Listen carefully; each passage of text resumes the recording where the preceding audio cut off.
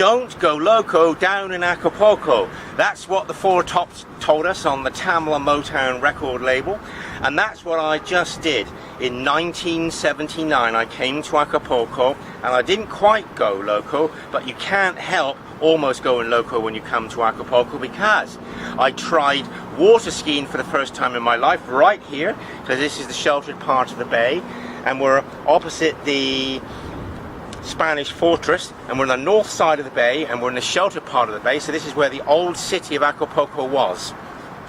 And I also went scuba diving and parasailing, and I remember my little white legs dangling beneath me as I was hovering over the sea, and I plopped back into the ocean, and I managed to free myself from the harness without the attendants doing anything. That was in 1979. And Acapulco had a population then of about 300,000 people. Now it's 2 million. And we're panning the camera left and right so you can see the Spanish fort.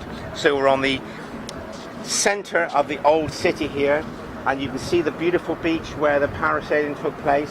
And right down at the far end of the bay, in the south end, to the right of those skyscrapers, was a house that they used in the Timothy Dalton James Bond film when he came to Mexico, in that film where he was on those oil tankers.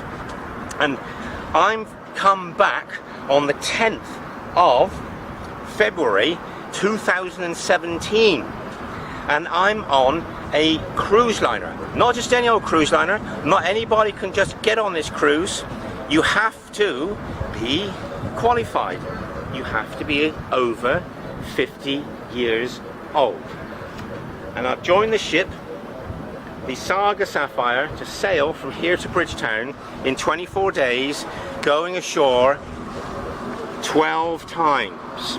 And I'm going to do the videos on board ship and in the ports of call to document this fabulous journey from Acapulco down the east coast of Central America, up through the Panama Canal, the east coast of Central America to Cuba, then on to Jamaica, the Dominican Republic, and finally Bridgetown. And you might say to yourself, what's he doing on board ship? Well, I've got something to say here.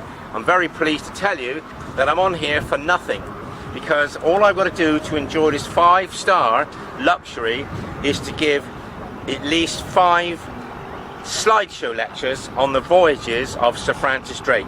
And what makes this cruise exciting for anybody who lectures on Drake or attends the slideshows is we are in Drake's wake.